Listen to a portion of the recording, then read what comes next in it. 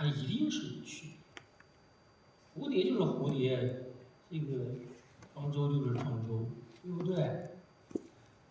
一定是有区别的。哎，怎么回事呢？它可以互相转化呢？互相转化，大家注意，他在这个时候讲的这个问题啊，你看它互相转化，这个没有出现在原文里面，对不对？没有出现在原文里，但它已经隐含了，不需要再讲。最后一句话叫"此之为物化"，物化，这就是物跟物之间的相互转化。我们简单的讲，概括一下呢，叫做"与物为化"。这个思想怎么样？这是我们最早的。我们说一切化学的本质就是从一个东西变成另外一个东西，一个物变成另外一个物的。探讨这些规律，它就叫做化学，对不对？那么这个讲的呢，与物为化的这样的一种命题，它所讨论的问题呢，就是最早的完整意义上的化学的思想，一个东西变成另外一个，而且它互相比，它一定是有区别，对不对？一定是有区别，但是它可以变。哎，这么解释一下，我们知道它后面讲的这个，就知道这个文本呢就非同小可。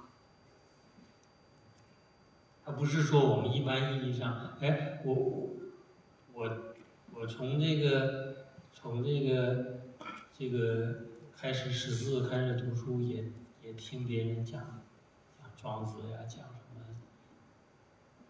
他一般都是能把这个文句能给你梳理清楚，能给你说的字面的意思给你讲清楚就可以了。我们今天的任务呢不是这个，我们是要挖掘一下它到底是什么样的这个意义啊？那这一段话呢，我们说呢，要想很好的理解它呢，就是这个庄周梦蝶这段话，要想很好的理解它，我们请注意啊，我们标明了它是在庄子《齐物论》的那个篇目，它是庄子《齐物论》的结束，对吧？那什么东西能放在这个结束的位置上呢？一般我们就按照这个一般的写文章的这个规律来讲，它就是对全篇进行转记。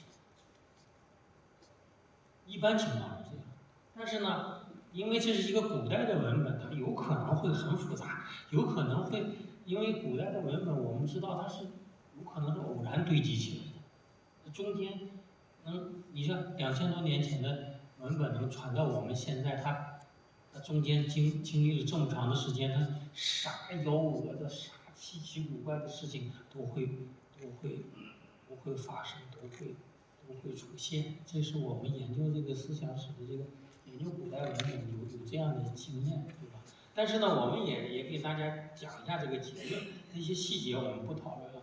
就是说，我们经过推敲。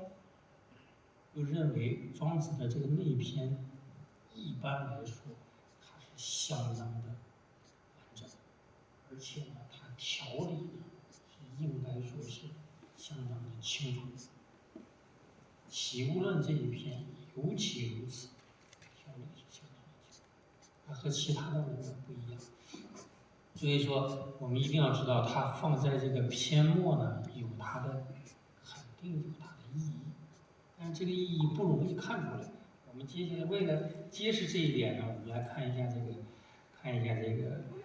个，它是这个《齐物论》这一篇呢，它到底是讨论什么的啊？《齐物论》呢，一般来说呢，我们知道呢，从这个吴尚武开始，南国子集引记而作，是吧？开始，一直到庄周梦蝶为结束。那么我们知道，在庄周梦蝶之前呢，还有一个故事呢，叫这个王良媚影。这个景可以读成影，其实它就是影子的意思，所以说我们就直接读成影，没问题。那么我们知道这样的话我们就清楚了，从无上我这样的一个提法开始，一直到王娘问影的这个寓言为主，这是从这个部分的内容加上这个庄周梦蝶，这就是全部齐物论的这样的一个文本，全部没有遗漏。问题在哪儿呢？问题是我们分析一下啊，分析一下，从无上我开始到王良问影呢，它逻辑是一贯的，逻辑是一贯的，但是呢，这个逻辑被打破。